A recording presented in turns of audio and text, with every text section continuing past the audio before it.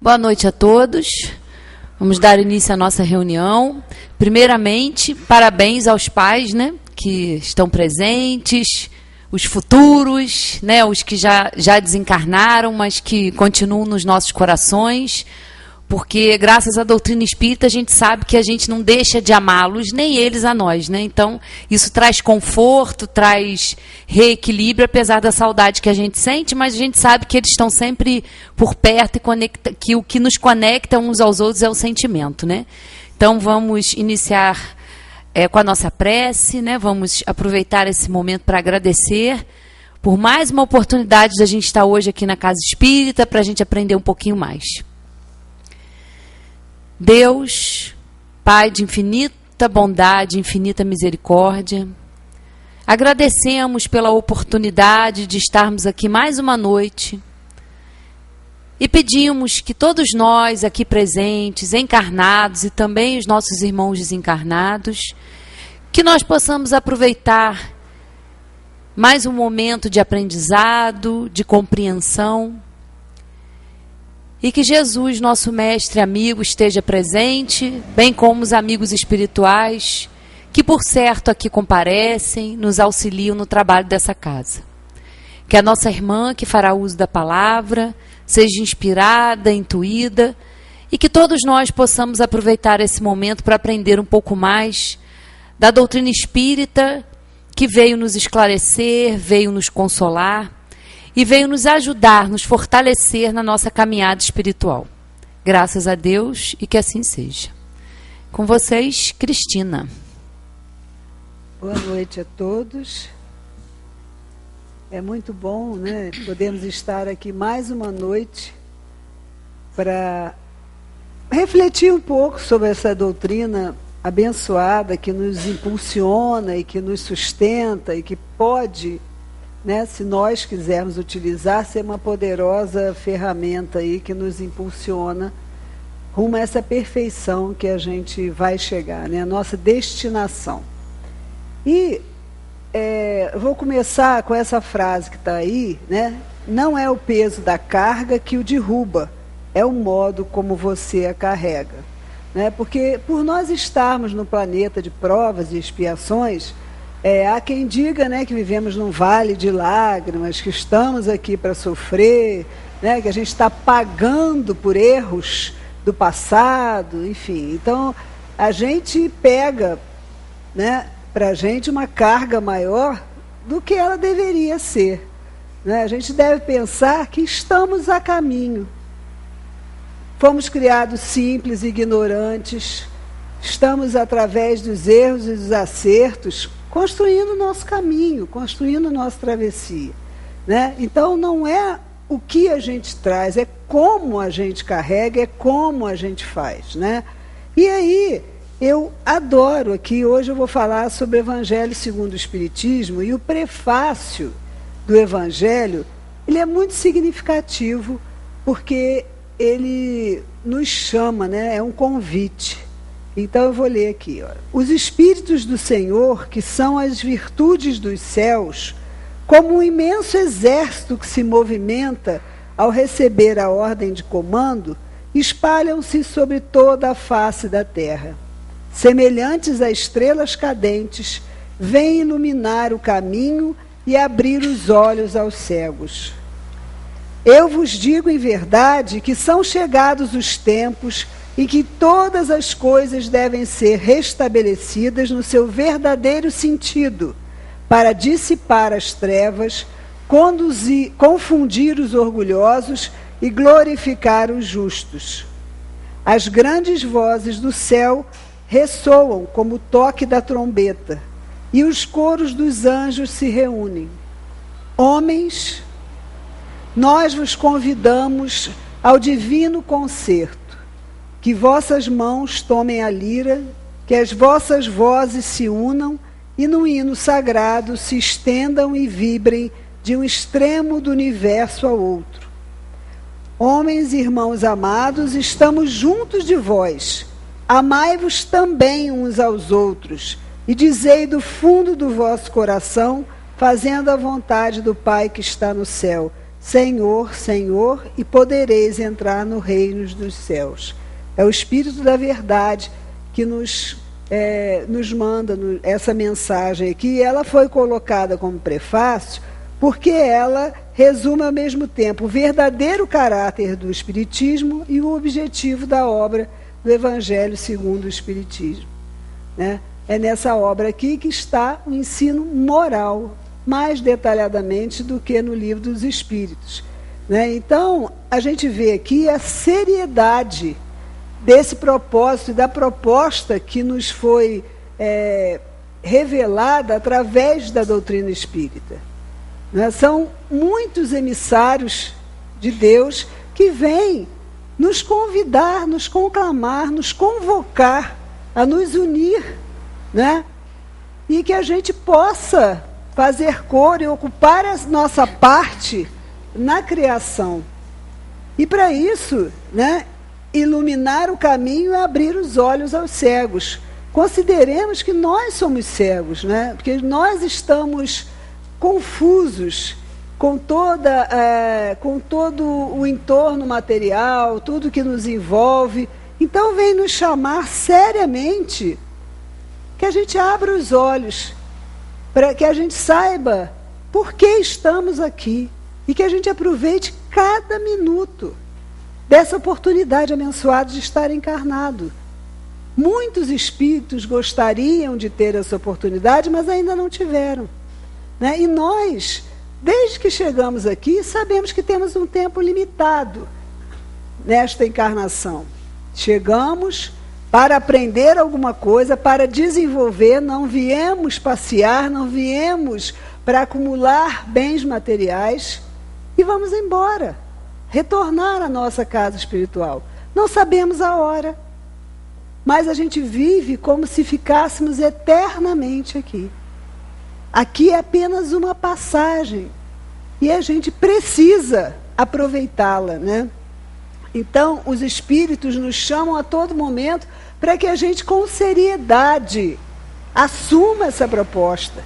O espiritismo, ele é esclarecedor porque ele é com a razão, mas tem que tocar o nosso coração para que a gente possa mudar.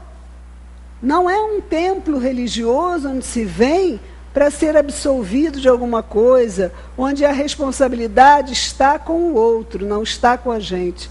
O Espiritismo nos chama a responsabilidade, que quem constrói o nosso caminho somos nós mesmos, né? E no Evangelho segundo o Espiritismo, aqui, na introdução, eles nos explicam que nós podemos dividir as matérias contidas no Evangelho em 5 partes. Os atos comuns da vida do Cristo, os milagres, as profecias, as palavras que serviram para o estabelecimento dos dogmas da Igreja e o ensino moral. Então, o que é que os Espíritos nos esclarecem? Os 4 primeiros itens podem ser questionados, cada um vê de uma forma, gera dissensões, cada um puxa para um lado. Agora, o ensino moral, diante dele, até o mais incrédulo se curva, porque é a lei de Deus e é perfeito. Independe das suas crenças, esse é inabalável. É um código divino. É um terreno onde todos os cultos podem se encontrar, onde a bandeira é uma bandeira sobre a qual todos podem se abrigar, por mais diferentes que sejam as suas crenças. Mas exige de cada um a reforma íntima. Exige que cada um tome pé no seu caminho e caminhe conscientemente, né? Um passo de cada vez, mas que a gente seja consciente das nossas atitudes. É uma regra de conduta que abrange todas as circunstâncias da vida privada e pública. Eu não posso ser uma pessoa dentro do centro espírita, junto com meus amigos, né, e no social, e ser outra pessoa na minha família, quando meus interesses são contrariados. Não tem isso. Precisamos ter uma conduta reta, uma conduta clara, decente, honesta, em qualquer lugar onde a gente esteja. E por que isso às vezes fica complicado, porque a gente vive num mundo onde os valores estão deteriorados, né? Onde nós vamos lutar contra a maré. Porque nós estamos num planeta onde ser o mais esperto, onde estar bem com as pessoas, não condiz com esse código divino, nem com a consciência de Deus dentro de nós. Nós não viemos aqui para agradar ninguém, para ser mais um nessa porta larga. Nós viemos para esta oportunidade para encontrar o nosso caminho e fazer parte desse trabalho magnífico, né, do universo, onde todos os espíritos são chamados a colaborar, inclusive nós. Dentro de nossa imperfeição, nós também somos colaboradores. A gente não pode esperar ser perfeito para ajudar, ser aposentado para ajudar. Um dia eu vou fazer, não, agora eu estou fazendo isso, depois, quando eu for mais adiantado, eu vou me dedicar ao outro. Não é assim que funciona. Nós fazemos parte desse trabalho, desse Deus que está no controle, no comando, né, de todas as coisas, e somos todos trabalhadores. Cabe a nós decidir a que fim estamos trabalhando, né, diariamente. É um caminho infalível de felicidade a conquistar, uma ponta do véu erguida sobre a vida futura. Porque o Espiritismo, ele veio para nos esclarecer que nós fomos criados simples, ignorantes, que nós, através das nossas reencarnações, né, nós vamos aprendendo, vamos melhorando, vamos burilando essa pedra bruta que somos, para chegar na perfeição que nos é possível chegar. Então, esclarecer esse véu, levantar esse véu sobre como será o meu futuro, e o futuro depende do que eu fizer hoje, isso é consolador. Isso exige de nós um compromisso. Porque se tudo for ruim para mim, é porque eu não tomei outro rumo, É a chamada, vamos entrar no rumo certo, porque esse é o caminho da felicidade. E quando a gente ouve o Evangelho, né, todo mundo admira a moral evangélica e proclama a sua necessidade, a sua sublimidade, é doce, né? Mas muitas pessoas fazem confiando na interpretação de outro, que na verdade não entendem aquilo, né? Porque os espíritos, muitas vezes, Jesus também, ele nos chamou, né? Deu aquela bronca para a gente se emendar. E às vezes tem algumas passagens que nos parecem absurdas, se a gente vê ao pé da letra, né? A gente não entende aquilo. E a gente fica à mercê de alguém, né? Se for em algumas outras religiões aí, alguém que supostamente estudou e sabe, e eu que sou pobre, coitado, que não sei. No Espiritismo não existe isso. As 5 obras básicas estão acessíveis a todos. E é numa linguagem clara, onde a gente, se debruçando, a gente vai entender. E se a gente tiver dúvidas, existem os grupos de estudo que a gente pode tirar nossas dúvidas. Então, não é para acreditar no que o outro fala, é para a gente estudar e ter a nossa verdade, que a gente entenda isso, né?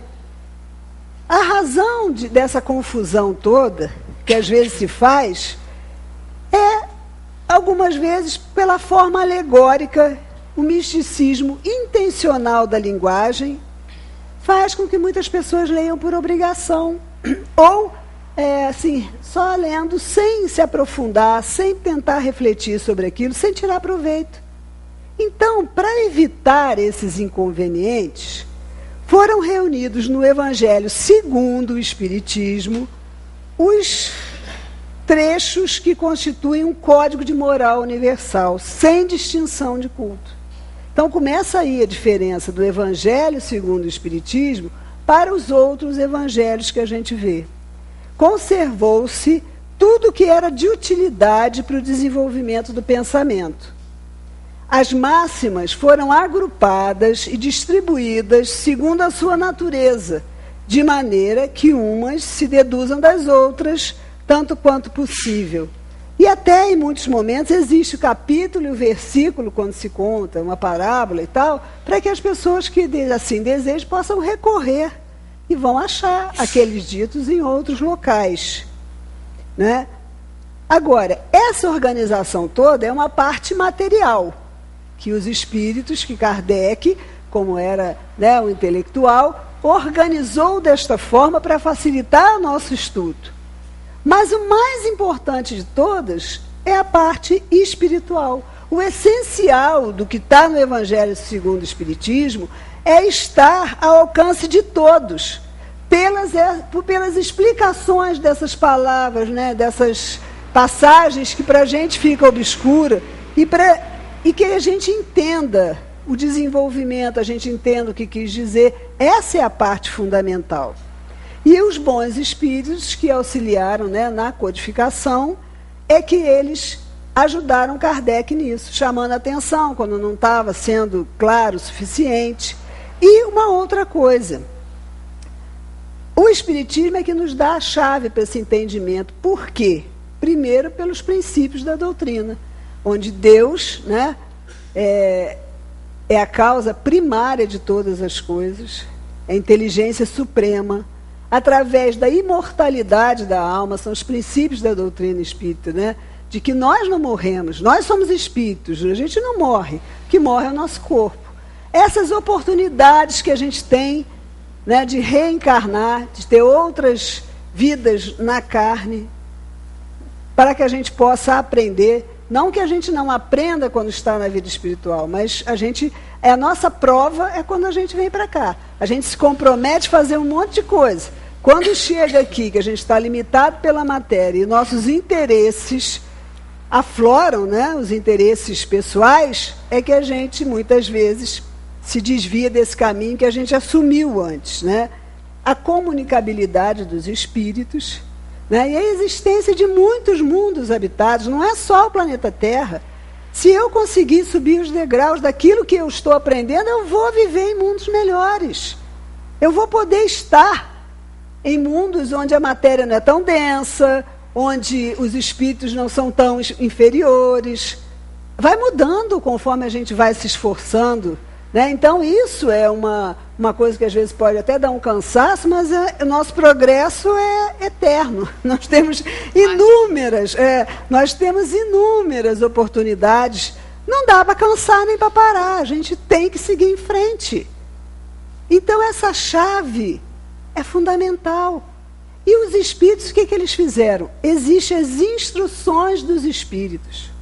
O que são essas instruções? São exatamente essa oportunidade da gente entender, né? Porque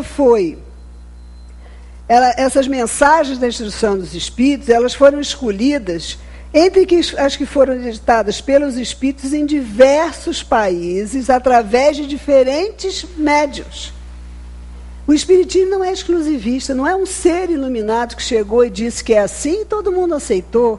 São mensagens do planeta inteiro, por diversos médiuns. A gente não pode esquecer disso, porque isso é o que dá autenticidade do que os espíritos quiseram nos dizer, porque vários focos de luz foram acesos no planeta.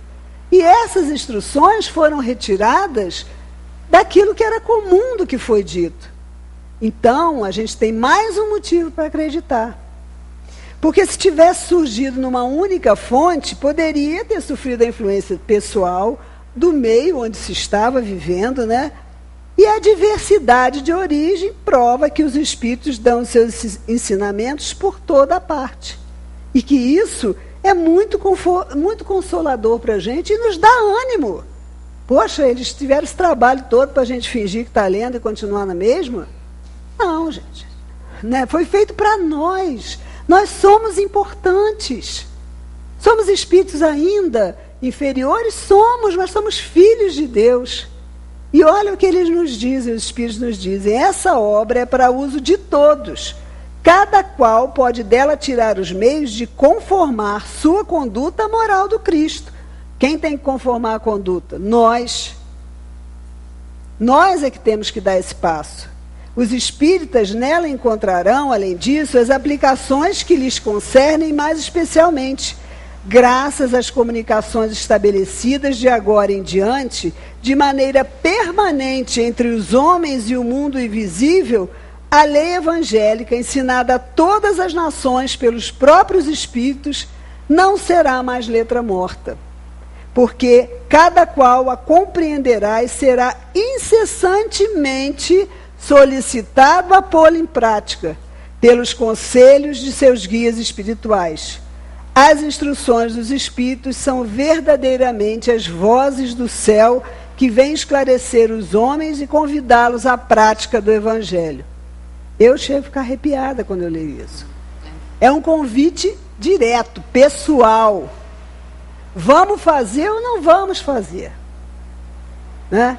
Então, não dá para fingir que não ouve. Não dá para fingir que não sabe. Não dá para se esconder na ignorância. É isso que os espíritos quiseram nos mostrar. Vocês já cresceram. Vocês já podem tomar conta da vida de vocês. Para com isso de se fazer de criança pirracenta.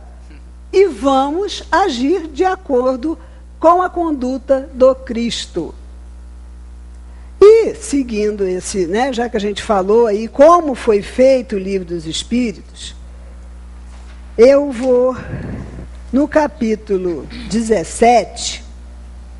Deixa eu mostrar para vocês uma outra, que é um convite. A vida começa no final da sua zona de conforto. Então, esse chamamento que nós estamos tendo aqui agora, mesmo que a gente antes não tivesse lido, é aqui que a nossa vida começa. No final dessa zona de conforto, de se fingir de morto. Né? De fingir que eu estou aqui, a minha rotina é muito complicada, então não dá tempo para mim. Né? Eu tenho muitos afazeres. Eu ainda sou muito inexperiente, eu ainda não estudei muito, eu não posso assumir compromisso. Pode sim. Né? Então, é nessa chamada aqui que a gente começa. Vamos esquecer o que passou. E aí eu escolhi um capítulo para a gente conversar um pouco, né? No capítulo 17, Sede perfeitos. E aí nós temos nesse capítulo a parábola do semeador. Eu não vou ler a parábola, mas vou mais ou menos contar o que diz. Né? Saiu um semeador a semear. Parte das sementes caiu junto à estrada. Os pássaros a comeram. Outra parte caiu em pedregulhos. Tinha pouca terra, logo floresceu, mas quando saiu o sol, elas se queimaram, essas sementes, porque não tinham raiz e secaram. Caíram algumas sementes sobre os espinhos. Cresceram os espinhos, sufocando as sementes. E, finalmente, algumas caíram em terra boa e deram frutos. A parábola da semente representa perfeitamente as diversas maneiras pelas quais nós podemos aproveitar os ensinos do Evangelho. Na estrada, são aqueles que ouvem a palavra, não entendem, mas aí vem o mal, vem os seus interesses, vem a sua preguiça, né, as suas paixões, e arrebata aquilo que foi semeado no seu coração. Aqueles onde caiu no pedregulho são aqueles que ouvem a palavra, a recebem com gosto, porém não tem raiz. E quando chegam as dificuldades, quando chegam as tribulações, as dores, né, eles logo se escondem, se escandalizam e deixam aquilo para lá. Ah, não, isso é muito surreal, a vida é o sofrimento mesmo. Né? Por quê? Porque remar contra a maré, porque ousar ser diferente, você não encontra muitas facilidades para isso. Você se depara com muitos interesses que você vai contrariar, dizendo, não, eu não ajo dessa forma, eu sou ética. Né? A gente está vendo isso, né, no nosso país aí, quantas coisas, essa corrupção ela é generalizada, é do maior ao menor. E onde você está plantado, né? Onde a sua semente caiu, no seu trabalho, alguma organização que você faça parte, vão existir chamados para que você faça parte dessas coisas, pequenas. Mas o dizer não e desagradar o outro, não, isso não conduz com a minha conduta. Isso não conduz com a minha crença. Eu tenho que estar em paz comigo mesmo, em primeiro lugar. E mais à frente a gente vai falar um pouco disso. Né? Então, por isso que vem as dificuldades. Poxa, mas todo mundo está dizendo que eu sou careta, né? Todo mundo está... Careta nem usa mais isso, é meio antigo isso. Mas eu não estou na fita, né? Eu não estou na boa aí.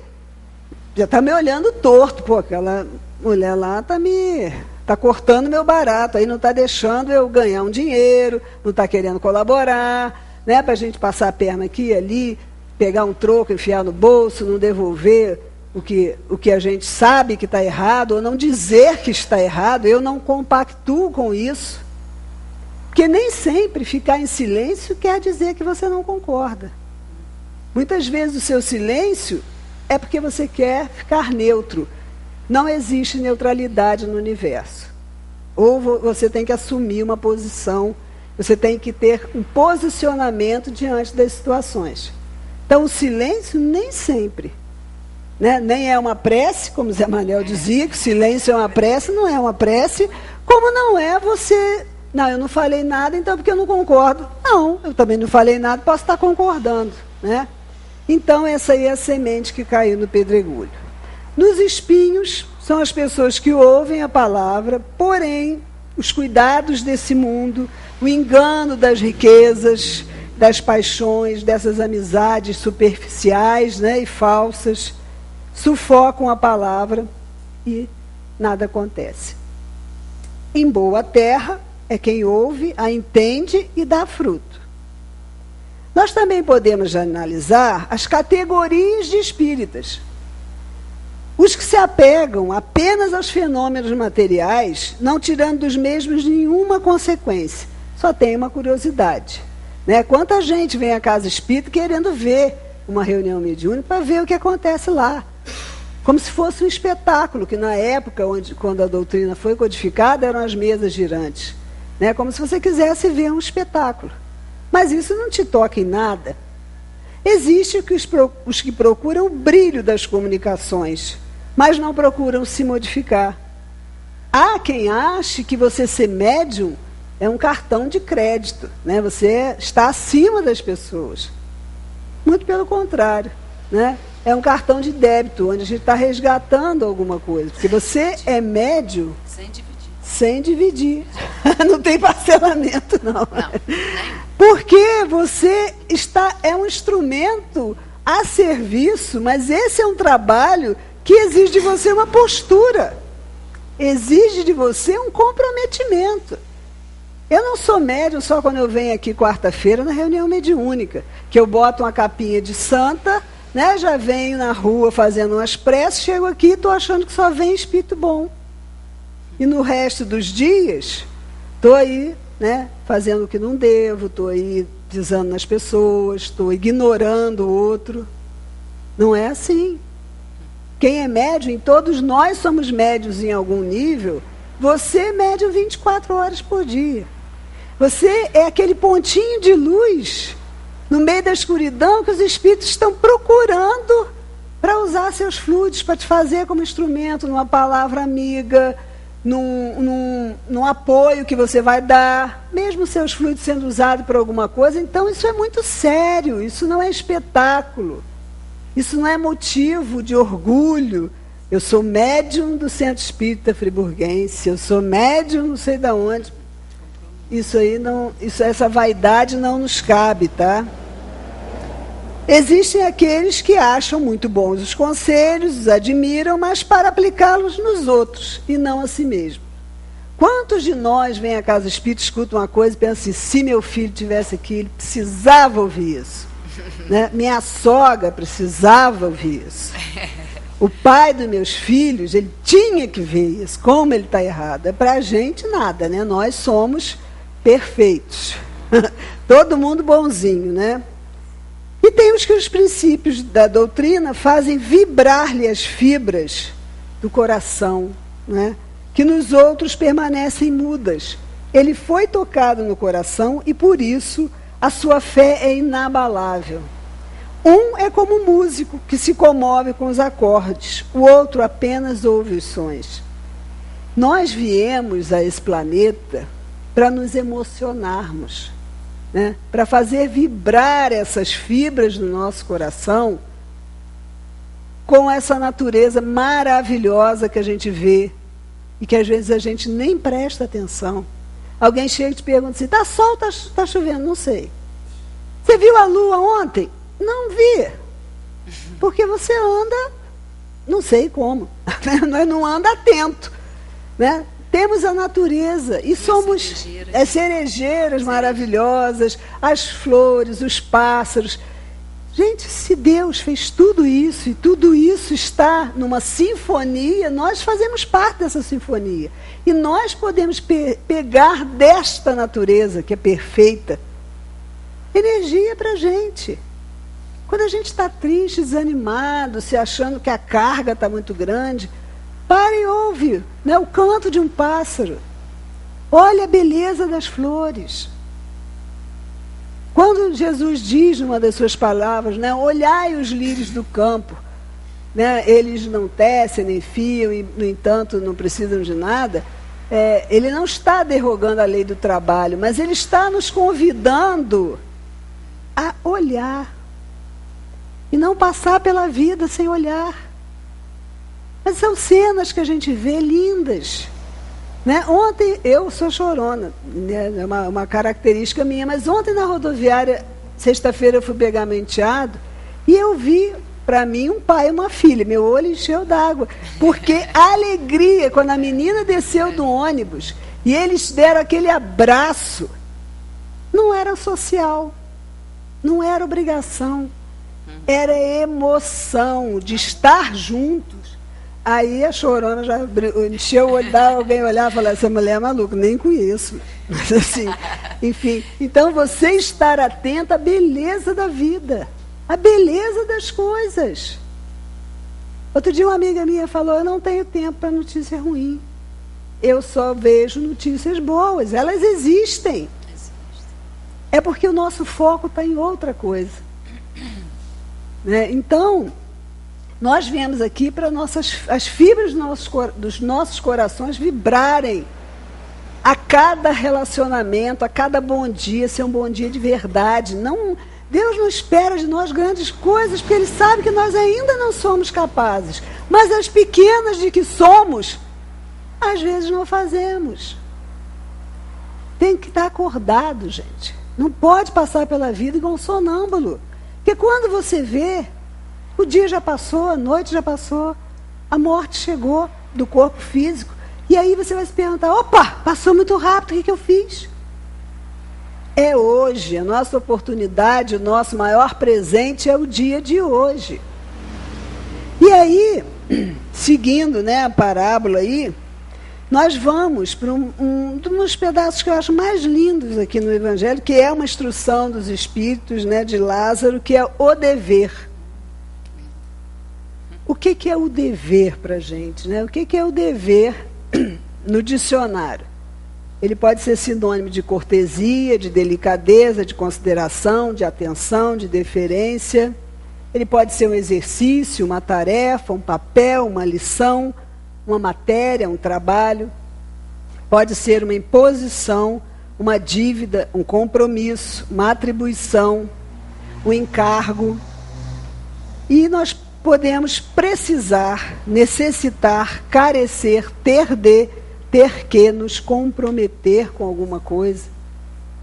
Nós precisamos ter compromisso. Então, nessa instrução dos Espíritos, eles nos chamam na chincha, né, como diz aí, dizendo que é obrigação moral, primeiro consigo mesmo e depois para com os outros. Então, primeiro, a consciência de Deus está dentro de mim, com forma de semente. Está tudo aqui. As leis de Deus estão dentro de mim. E quando eu saio do caminho, toca. Só que eu finjo que não estou escutando, né? Boto uma música mais alta do lado de fora E aí passo, tá tudo bem. Então, a primeira obrigação moral que a gente tem é conosco. É isso, né? É de poder deitar a cabeça no travesseiro e saber que você não fez nenhum mal a ninguém. Ou que você, pelo menos, procurou não fazer, né? Porque tem aqui no Evangelho, né, que diz que antes da parábola do semeador, reconhece o verdadeiro espírita pela sua transformação moral e pelos esforços que faz para dominar suas más inclinações. Esforça-se para se libertar e sempre o consegue, quando dispõe de uma vontade firme. E a gente, quando ouve isso, pensa no esforço, né? Porque não é mais fácil a gente pensar no esforço. Né? Eu me esforço, está tudo certo. Mas eles nos chamam aqui, quando você dispõe de uma vontade firme. Então, é a nossa transformação. É isso que vai nos dizer, não é dizer para os outros, se a gente realmente está entendendo. Né? Dever é a lei da vida.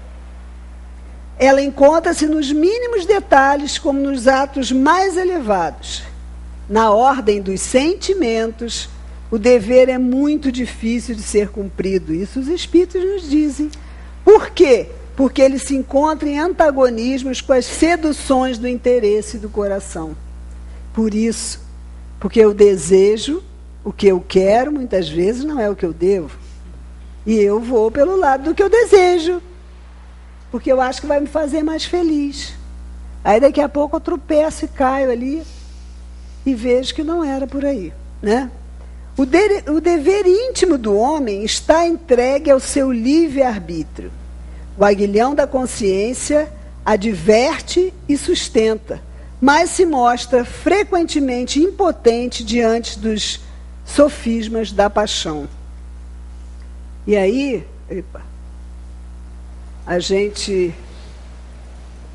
essa é uma dica.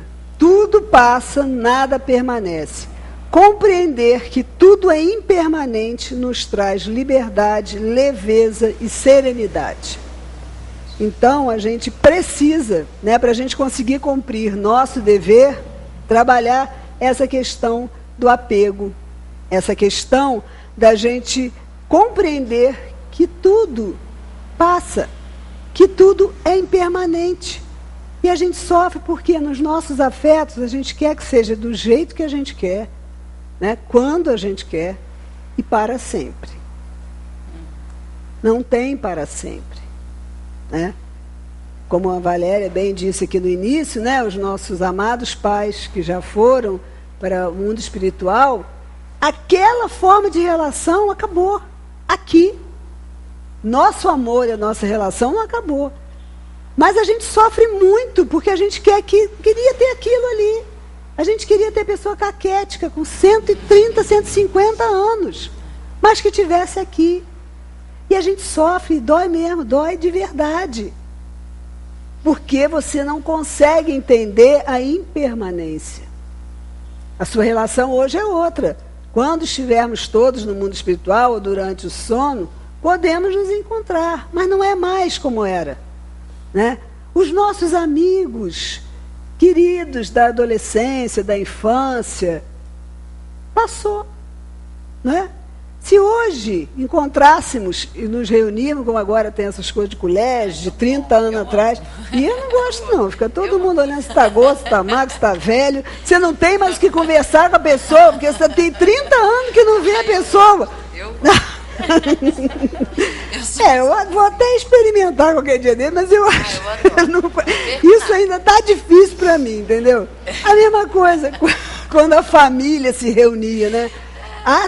Quando você tem um núcleo familiar, pai, mãe, filhos, todo mundo ali, o Natal era ali, tudo era ali, só você. Aí vão chegando os agregados, né? O filho quer ir para cada namorado, outro quer ir para não sei aonde.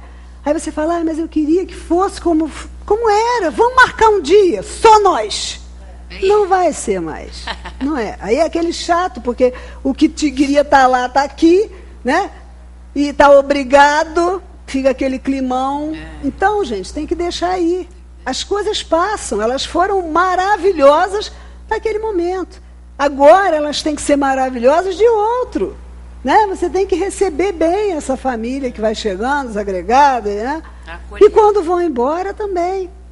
Essa semana eu escutei uma coisa que achei interessante. Uma pessoa, a mãe e a filha, conversando que adoram foto.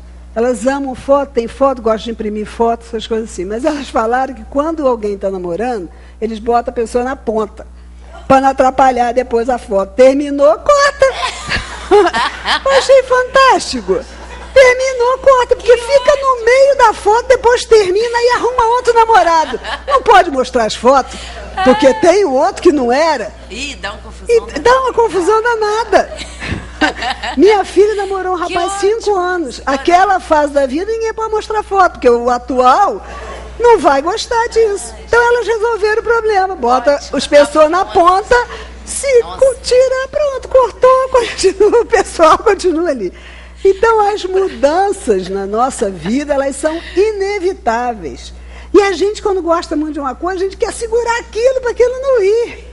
Precisa ir para que a gente possa ter boas lembranças, para que a gente possa dar gargalhadas, né? Para que a gente possa se lembrar com aquele amor no coração, mas tem que deixar ir.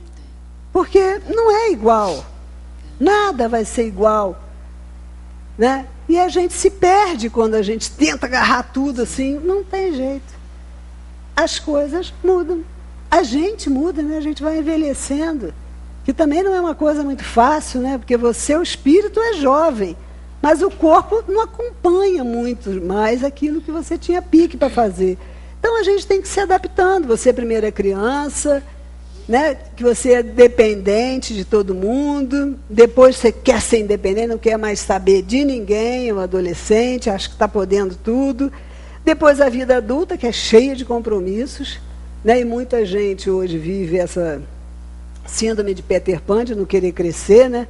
Quer ficar em casa, na casa do pai e da mãe toda a vida, para não ter essa responsabilidade de correr atrás e de se sustentar. Ou quando se separa, quer voltar para casa da mamãe. Não quer ir montar a sua vida e continuar seu caminho. Né? Depois a gente vai envelhecendo, que também é difícil pra caramba. Você começa a notar quando todo mundo começa a chamar de senhora. Você entra na loja, minha senhora deseja alguma coisa. Ou tia. Tia, então, mata. Mata os amigos dos filhos chamando de tia, mata a planta. Que você fala, meu, que tia, menina? Tia. Uma vez um rapaz que ele devia... Olha, eu devia ter uns 40, ele devia ter uns 30 nessa época. Falou que eu podia ser mãe dele. Aquilo me ofendeu. Eu falei, que de mãe? Eu posso ser amiga. Mãe? De jeito nenhum. Então, a gente tem que ir se adaptando. A gente tem que ter leveza. Né? Até agora já chama de senhora, está tudo bem. Já sei que sou senhora mesmo. Né? Então, a vida é um aprendizado diário. Não precisa acontecer uma coisa horrível para a gente aprender, não. A gente aprende todo dia. A gente aprende toda hora, é só a gente estar atento para aprender. Né?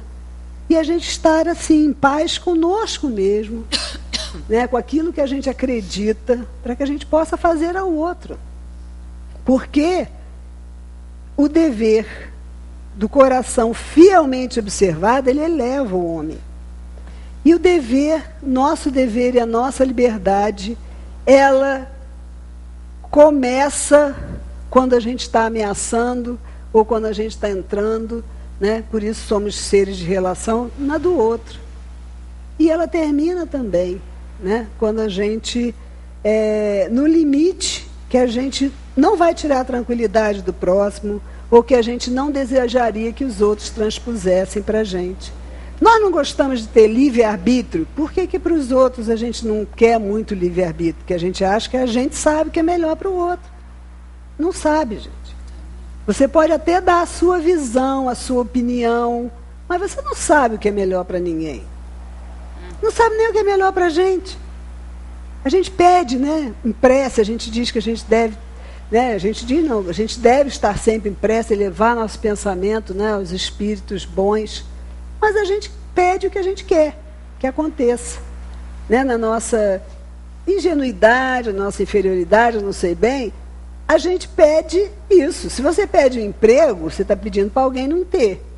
Né? A gente vive numa relação. A gente tem que pedir para luz para iluminar nosso caminho. para a gente seguir em frente, né? Ver as oportunidades que estão na nossa frente, ter confiança. Mas nem todas as nossas vontades, elas serão satisfeitas, porque não é isso que é o melhor para a gente, né? O dever é... e aqui eles dizem uma coisa muito interessante. Deus criou todos os homens iguais para a dor. Pequenos ou grandes, ignorantes ou instruídos, sofrem todos pelos mesmos motivos, a fim de que cada um pese judiciosamente o mal que pode fazer. Não existe o mesmo critério para o bem, que é infinitamente mais variado nas suas expressões. Então, a gente ser igual para a dor é uma sublime previsão de Deus, que quer que a gente, pela experiência, aprenda. A gente sempre não diz que aprende pelo amor ou pela dor. Aprendemos muito mais pela dor. E a dor existe para todos. É a nossa igualdade, né? É a gente saber que Ele nos deu essa oportunidade, mas não é só eu que sofro, não sou só eu que tenho dor. Cada um aqui de nós tem as suas dores. E os seus momentos, né? Que são, tudo passa. Tem momentos de alegria, momentos de conquistas, de vitórias. E tem os momentos que a gente está em baixa. Faz parte. O dever é o resumo prático de todas as especulações moral. É uma intrepidez da alma. O que é isso? É coragem, uma força inabalável diante de uma situação perigosa, uma bravura, um destemor, uma valentia que a gente enfrenta. E que a gente tem condições de enfrentar, mesmo na angústia das lutas. A gente tem condição. Deus não dá a gente nada, nenhuma tarefa, nenhuma missão que a gente não possa cumprir. Né? Como a gente não vai ensinar física avançada para uma criança. Ele também não, ele é nosso pai, ele não faz isso. Se a gente está com um desafio na frente, é porque nós podemos encarar esses desafios. Nós podemos fazer, precisa acreditar nisso, de que a gente precisa. O dever é o mais belo galardão da razão, porque ele nasce dela. O homem deve amar o dever, não porque ele o preserve dos males da vida, porque isso não vai acontecer, mas porque ele transmite à alma o vigor necessário ao seu desenvolvimento. A obrigação moral da criatura para com Deus jamais cessa, porque ela deve refletir as virtudes do Eterno, que não aceita um esboço imperfeito, mas deseja que a grandeza de sua obra resplandeça aos seus olhos. Então, essa nossa tarefa, ela é primordial e ela é eterna. Não adianta fugir dela. Vamos encarar o nosso dever, vamos ouvir o nosso coração, né? Vamos realmente nos dedicar a sair dessa série onde a gente está repetindo, mais rápido. E a seguir, nesse capítulo, eles falam da virtude, que é uma outra instrução dos Espíritos, que nos diz que no seu grau mais elevado, a virtude abrange o conjunto de todas as qualidades essenciais que constituem um homem de bem, que é bom, caridoso, trabalhador, sóbrio, modesto. Está nos dando a dica aí de onde que a gente tem que ir. E é lindo quando eles dizem o seguinte: o homem de bem, o verdadeiro homem de bem é aquele que pratica a lei de justiça, amor e caridade. Então, esse é o tripé que nos guia. É isso que a gente tem que fazer. Ser justo, amoroso e caridoso. Na sua maior pureza. O homem de bem se interroga a sua consciência sobre os próprios atos, pergunta se não violou essa lei, se não cometeu o mal, se fez todo o bem que podia, se não deixou escapar voluntariamente uma ocasião de ser útil. Olha só, gente. Se não deixou escapar voluntariamente uma ocasião de ser útil. A gente vive fazendo isso. Não é verdade? A gente finge que não está vendo. Ai, vai me dar um trabalho isso. Ou eu vou ter que... Ai, aquela pessoa está precisando, mas eu estou com uma pressa. Se eu parar para conversar, ela vai desfiar um rosário, eu não vou chegar onde eu tinha que ir. Né? E inúmeras outras. Porque a maior caridade, não, a material já é difícil para a gente. Porque a gente é apegado, a gente acha que a gente nunca pode, quer dar o que sobra. Não quer dar aquilo que também vai faltar para a gente. Mas a moral é essa de ser amigo, essa de ser companheiro, de estar junto, essa é a mais difícil. No mundo onde as relações estão cada vez mais superficiais, nas redes sociais, nos WhatsApp da vida, mas o cara a cara, o ver a dor do outro, chegar a dar um abraço e dizer eu estou aqui, isso anda faltando. E a gente perde muitas oportunidades de fazer o bem, de ser útil. Se perguntar, um homem de bem se pergunta se ninguém tem do que se queixar dele. Se a gente se perguntar isso, o que a gente logo pensa? Ah, mas está se queixando de mim, mas pessoa que é errada, né? Pessoa que tá no caminho errado. A gente nem para pensar se a queixa é verdadeira, ou faz sentido ou não, né? Enfim, se faz aos outros tudo aquilo que queria que os outros fizessem por ele. É um parágrafo que resume tudo que a gente tem que fazer. Tudo que a gente tem o dever de fazer. E a gente deixa passar. O homem de bem tem fé em Deus, na sua bondade, na sua justiça e na sua sabedoria. Sabe que nada acontece sem a sua permissão e submete-se em todas as coisas à sua vontade. Então é aquele, entrega, confia, aceita e agradece. 4 palavrinhas para a gente usar como mantra, até a gente conseguir entender e fazer isso, né? E tem fé no futuro. E por isso coloca os bens espirituais acima dos bens materiais. Estamos aí com toda a dica do que a gente precisa fazer, do que a gente deve fazer. Praticar o bem com absoluto desinteresse, completo esquecimento de si mesmo. Afastar do coração o sentimento de orgulho, vaidade e amor próprio, que esses embaçam as virtudes que a gente está tentando ter, conquistar. E eles nos dão uma dica muito legal. Os Espíritos dizem o seguinte: compreendo perfeitamente que aquele que faz o bem sente uma satisfação íntima, no fundo do coração. Mas, desde o momento em que essa satisfação se exterioriza, para provocar elogios, degenera em amor próprio. A virtude é uma graça, mas vale menos virtudes na modéstia do que muitas no orgulho. E isso é uma coisa que a gente vive. Às vezes a gente consegue, né, fazer o bem para alguém, a gente consegue fazer uma coisa boa, a gente quer contar, a gente quer falar. Mas tem que ter cuidado. Qual é a intenção de falar? É as pessoas me acharem boazinha? É as pessoas acharem que eu estou fazendo meu dever de casa? A gente tem que pensar sobre isso. Porque aí a gente joga lama no que a gente fez de bom. Porque o nosso amor próprio, nosso orgulho, nossa vaidade falou mais alto do que a nossa verdadeira vontade de ajudar desinteressadamente. Então, eu acho que todos esses assuntos são muito sérios, né? Que é sacudir a gente de verdade, para que a gente se toque. O que eu vim fazer aqui? E eu vou assumir esse compromisso. É sair ao encontro das pessoas, não é só esperar que as coisas venham até nós, não. É sair ao encontro. Se eu sei que alguém está precisando, eu vou lá perguntar do que precisa. Se eu não tiver, se for uma coisa material, vamos nos mobilizar com outras pessoas. Gente, a pessoa que encarnou, né, no nosso planeta, numa situação de dificuldade financeira, numa vida miserável, as pessoas que têm as provas mais duras, seja ela a nível emocional, seja ela a nível material, elas não estão aí para ficarem sós. Todos nós temos que ter esse compromisso de ajudar essa pessoa a passar por essa prova de uma forma boa, né? De uma forma melhor, menos dolorida. E a gente pode fazer isso.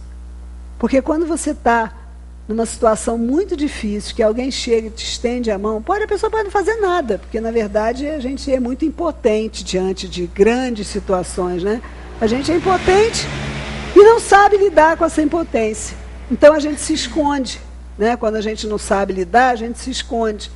Quando você sabe que tem uma pessoa doente ou que alguém perdeu um ente querido, mas se eu for lá, não sei o que eu vou dizer. Então não vou.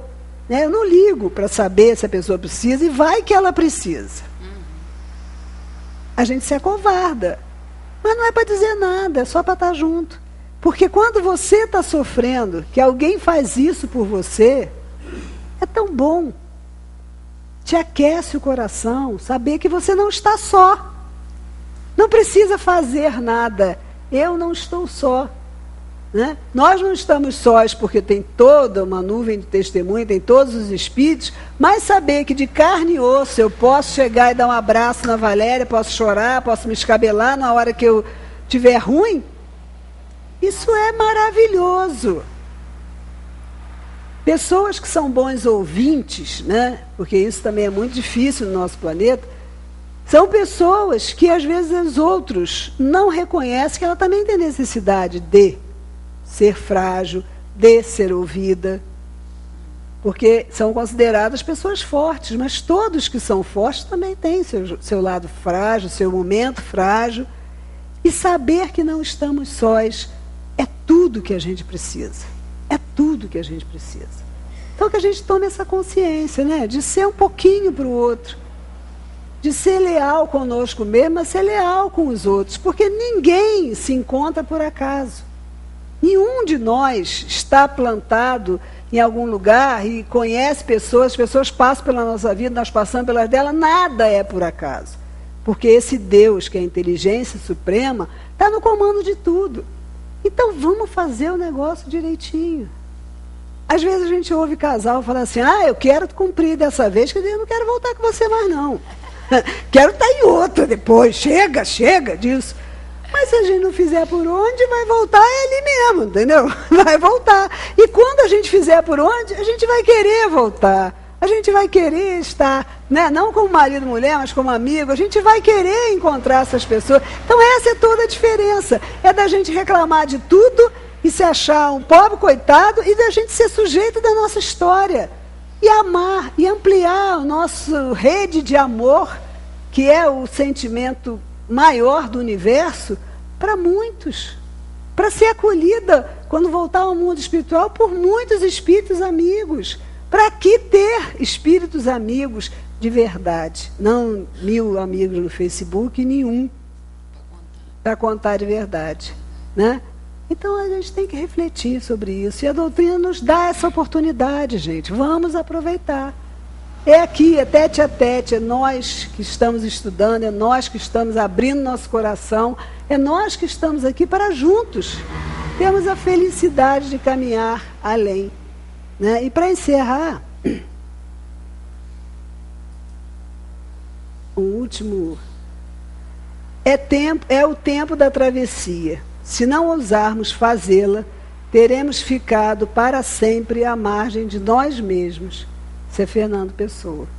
Então, que a gente faça essa travessia, né? O único que a gente vai ter que conviver sempre é com a gente mesmo.